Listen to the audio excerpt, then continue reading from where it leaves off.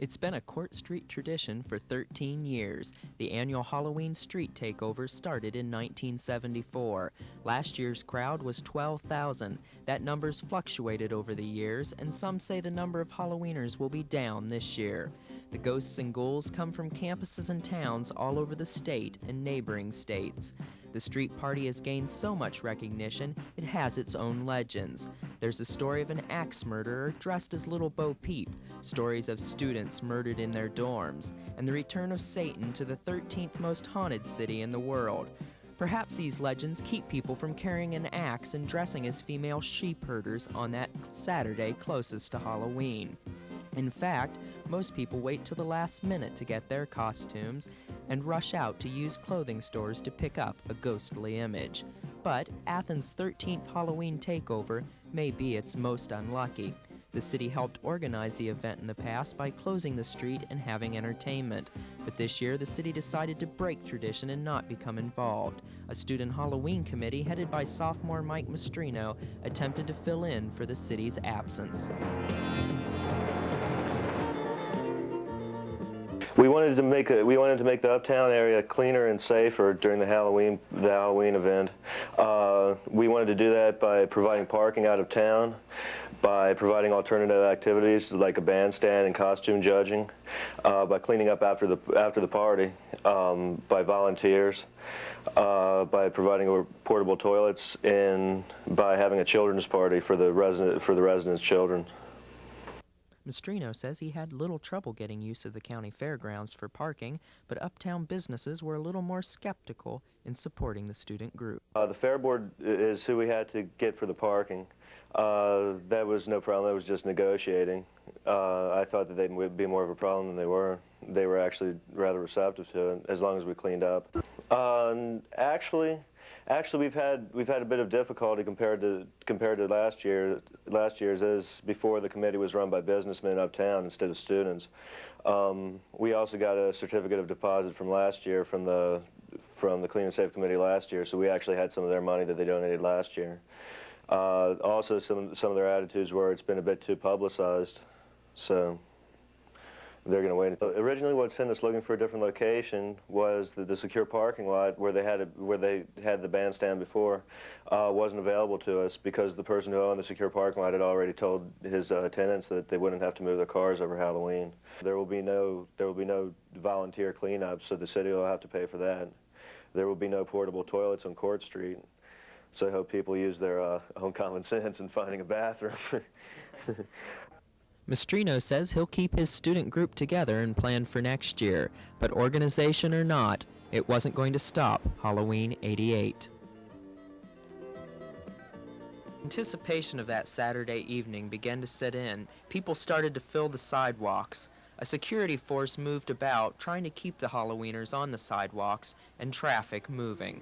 A lot of the people were out in costume, while others were there just to watch. Whether they were in costume or not, they were waiting for the big street takeover. Even young children seemed eager to join in the party. Most of the partygoers waited on the sidelines, but a lot of people chose to wait in the busy restaurants uptown.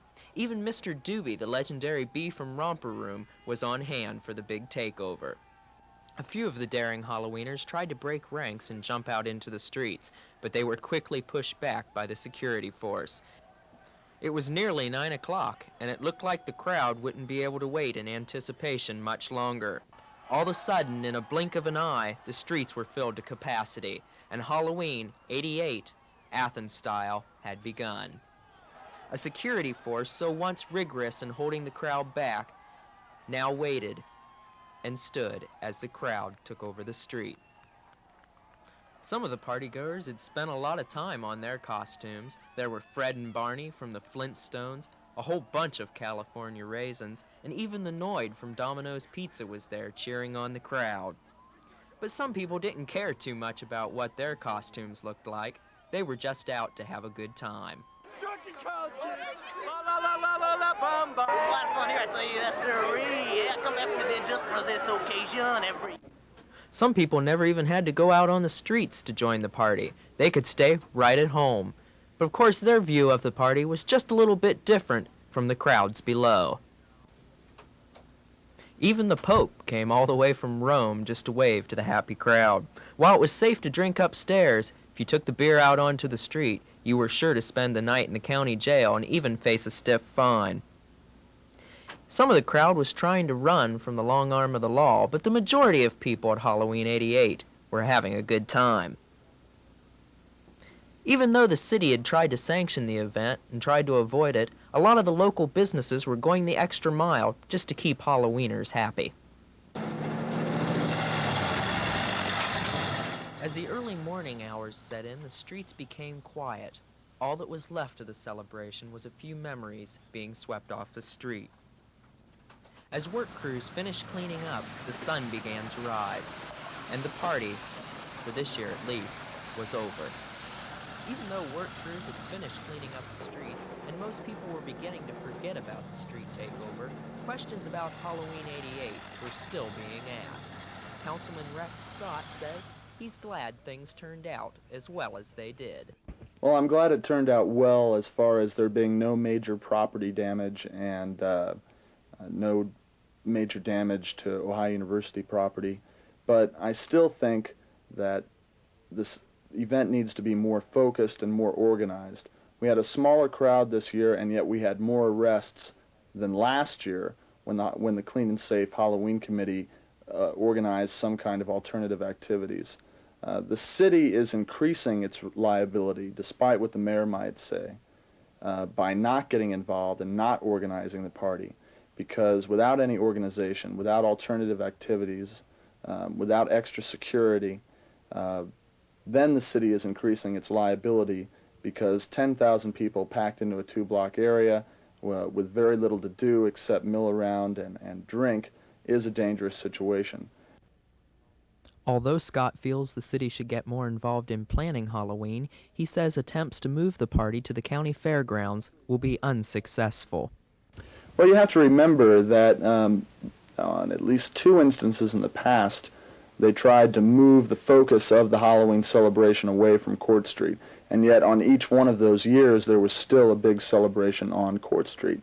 So I think it's kind of really a pie-in-the-sky idea on the part of the mayor. I don't think she'll be able to pull it off. I think she would be better off admitting that the party needs to be organized and given some direction where it now takes place. Athens isn't the only city where partiers take over the streets on Halloween. In Carbondale, Illinois, the city helps plan its Halloween festivities, and it's a bigger city than Athens.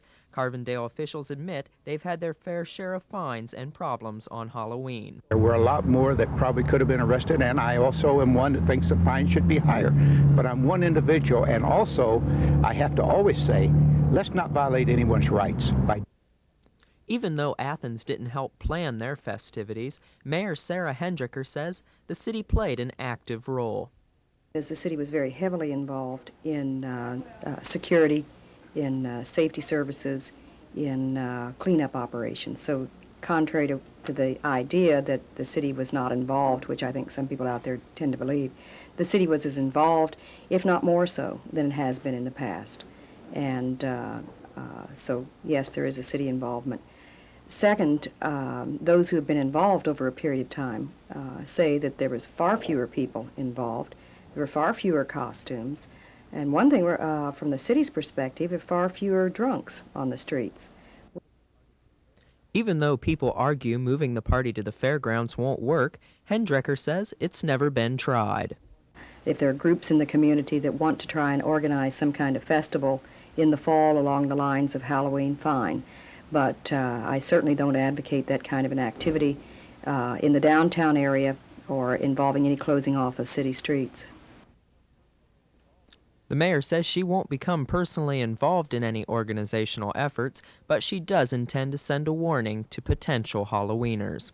The city does not sanction the party. There is no suspension of the rules. And to give fair warning up front that if you come to Athens and you park illegally, you pretty well count on getting a parking ticket, so that to dispel any kind of idea that there is a sanctioned party going on in Athens. Hendricker's goal over the next couple years is to see a Court Street filled with traffic and not partiers on Halloween weekend.